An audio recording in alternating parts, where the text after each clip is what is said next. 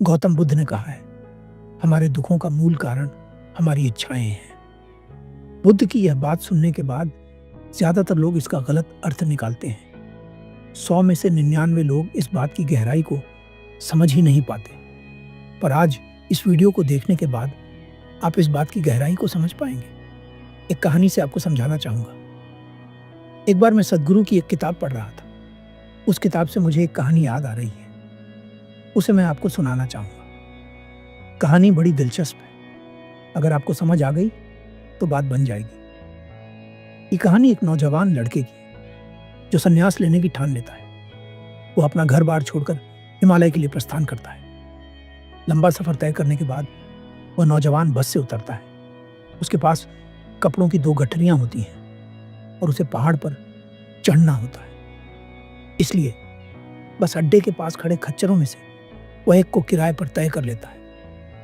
खच्चर वाला उस नौजवान से पूछता है, कहाँ जाना है साहब? वह नौजवान कहता है, किसी जाने माने साधु के आश्रम ले चलो। खच्चर वाला पूछता है, कितने दिन ठहरने का इरादा है साहब? उस खच्चर वाले की बात सुनकर वह नौजवान कहता है, क्या कहा तुमने? कितने दिन? अरे भाई, अब तो मेरा पूरा जीवन यहीं कटने वाला है। बीवी बच्चे, माता पिता, अच्छा खासा कारोबार, सब कुछ छोड़ छाड़ कर आया हूं यहाँ, समझे? और ये देखो, मैंने जो सोने की चेन पहन रखी है, इसे भी उतार कर मैं तुम्हें देने वाला हूं। इतनी छोटी सी उम्र में वैराग्य कैसे संभव हुआ आपसे? ये सुनकर उस नौजवान का सिर गर्व से उठ जाता है। वो बड़ी प्रसन्नता के साथ कहता है, हमारे यहाँ एक महापुरुष पधारे थे। उनकी बात मेरे दिल को छू गई। उन्होंने मुझसे कहा कि इच्छा ही हमारे सभी दुखों का कारण है। इसलिए मैं सारी इच्छाओं को त्याग कर घर से निकल पड़ा हूं। उस नौजवान की बात सुनकर वह खच्चर वाला हंसता है। वह नौजवान खच्चर वाले को हंसते देख पूछता है, क्या हुआ भाई, तुम हंस क्यों रहे हो? वह खच्चर वाला कहता है, क्षमा करें साहब, परंतु मेरे मन में एक प्रश्न उठ रहा है। यदि आपकी आज्ञा हो तो मैं पूछ लूं? वह नौजवान कहता है, हाँ पूछो, क्या प्रश्न है तुम्हारा? वह खच्चर वाला कहता है, बाकी सब तो ठीक है, अपने घर परिवार बच्चे सब छोड़ दिए, यहाँ ऐसे बहुत सारे लोग आते हैं, पर मुझे एक बात समझ नहीं आ रही है कि इन गठरियों में क्या है?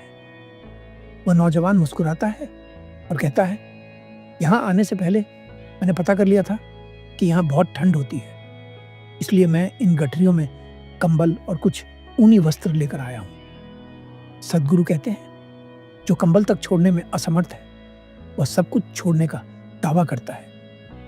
इच्छा के अभाव में जगत का अस्तित्व ही नहीं है। इच्छा के बिना ना तो ये शरीर रहेगा, ना इसमें प्राण। अगर कोई आपसे कहे कि इच्छाओं को त्यागने पर सब कुछ ठीक हो जाएगा, तो इससे बड़ी बेवकूफ़ी की बात और कोई हो नहीं सकती। जिन लोगों को बात अभी भी समझ नहीं आई है, उन्हें समझाने के लिए एक प्रैक्टिकल तरीका है। जरा अपनी नाक और मुंह को बंद कर लें, थोड़ी सी भी हवा अंदर ना जाने दें और तमाशा देखें। 1 या 2 मिनट आपका शरीर सब्र कर लेगा, फिर जीने की इच्छा इतनी प्रबल हो जाएगी कि वह आपके हाथ को मुंह से हटा देगी और आप जोर जोर से ऑक्सीजन की घटी हुई भरपाई करने लगेंगे। गौतम बुद्ध ने कहा है, इच्छाएं ही दुखों का मूल कारण है। तो क्या इसका मतलब है कि बुद्ध गलत कह रहे हैं? नहीं। जो अपने पूरे जीवन में संपूर्ण मानव जाति को ध्यान प्रदान करने की इच्छा करते रहे, क्या उन्होंने लोगों को इच्छा त्यागने के लिए कहा होगा? नहीं, कभी नहीं। बुद्ध के द्वारा कही गई बात को समझने के लिए बुद्ध को समझना बहुत जरूरी है। इच्छा को सरल शब्दों में समझें। हमें यह बात समझनी चाहिए कि सभी इच्छाएं दुखों का कारण नहीं होती। उदाहरण से समझाता हूं। मान लीजिए आप अपने शरीर को स्वस्थ बनाना चाहते हैं। आपको अच्छे स्वास्थ्य की इच्छा है, इसमें कोई समस्या नहीं।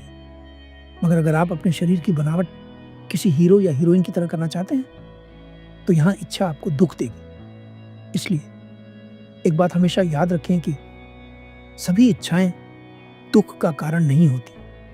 केवल गलत इच्छाएं ही दुख का कारण होती हैं। इसलिए बड़ी से बड़ी इच्छा कीजिए। इच्छा करने में कोई कंजूसी मत करिए। यह आपका अधिकार है। धन्यवाद।